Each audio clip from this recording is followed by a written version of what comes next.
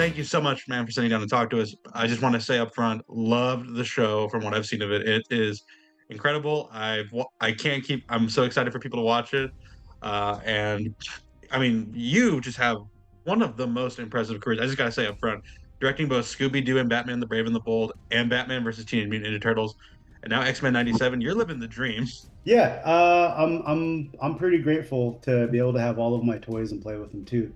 I'm no stranger to working on IPs, and this is absolutely no different from it. But definitely, it's not unbeknownst to me, right? And nor the rest of the team. Just how much responsibility, that we have to carry on, and to just honor the leaning on the shoulders that came before us, right? With the OG show. So thanks, man. On behalf of the whole team, it's just really good to hear positive reception.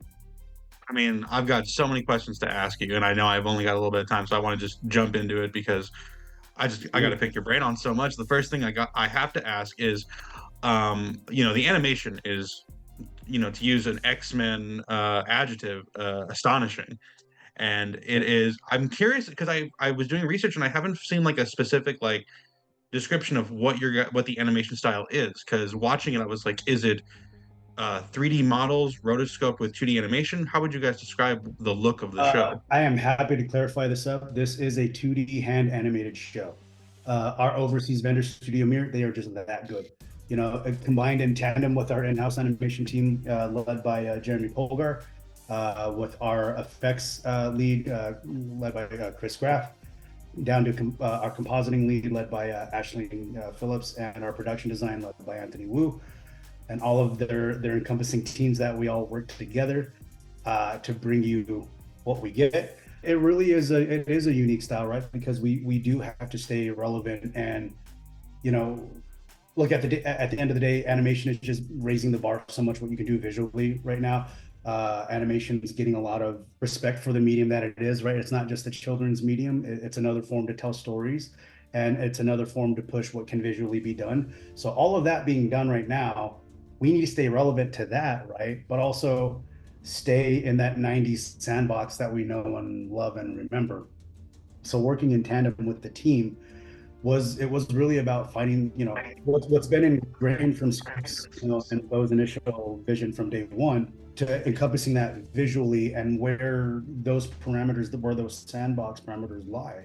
Because what we found out very quickly was, if we go too modern, too advanced, too many bells and whistles, it doesn't feel like the OG show. But if we go too potato, too old, audiences of today aren't gonna, want to watch it. So it is a very meticulous, very planned balance by many people on this team to make it feel like the show you want to remember, and also stay relevant. So thank you for saying that. Yeah, I mean that kind of honoring the original material and being relevant today. That actually leads it perfectly to my next question is, you guys are clearly you guys want to bring in the spirit of the '97 of the original '90s show, but with that also the X-Men franchise has evolved so much with other animated shows, the films themselves. Did that kind of inform your guys' direction in terms of like, was there any iconography that has been established in the X-Men franchise that you wanted to visualize on the show? Look, the cool thing is, when you're dealing with a show like X-Men '97 being a spiritual successor, being a revival, right? Going back to what was mentioned earlier, you're already put into a sandbox of parameters that you need to be in. So in essentially doing a period piece, right? I hate that it's a period now. It's hard to swallow. Yeah, my bones hurt just talking about it. But essentially creating a period piece, there's automatically a realm of what not to do. Not for sake of whatever the reason may be, but for sake of stuff just didn't exist yet. We weren't time travelers at that time. So to have it genuinely feel of a vibe and be of an era is to adhere to what was inspiration for that era. Like, so for example, what I can speak to is the visual aspect of it.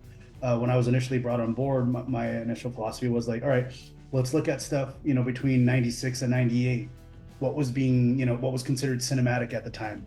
What kind of lenses were being used at the time? How are things being directed at the time?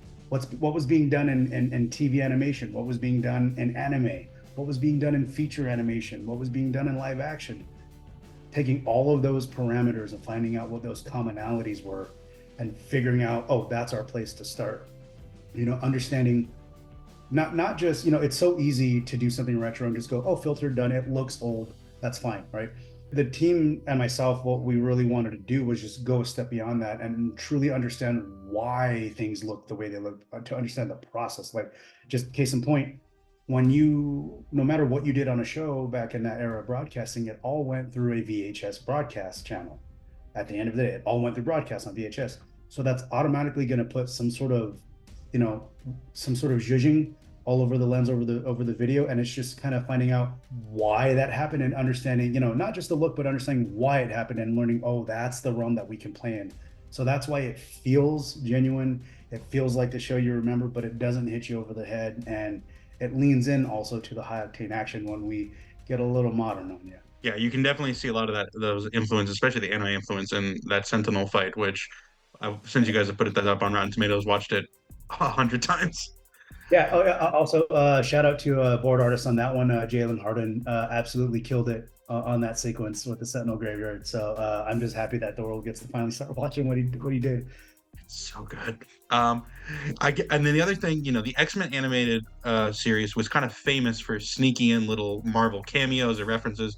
You guys do that a little bit in the first episode, and it's in the trailer in the newspaper. That's like the Daily Bugle. Everyone wants to know: is there any Marvel or future X-Men cameos we can look forward to that you guys maybe have snuck in? What I will say is this: in order to be a spiritual successor, a revival, a continuation, you need to follow core fundamentals of the DNA that made the show that came before you.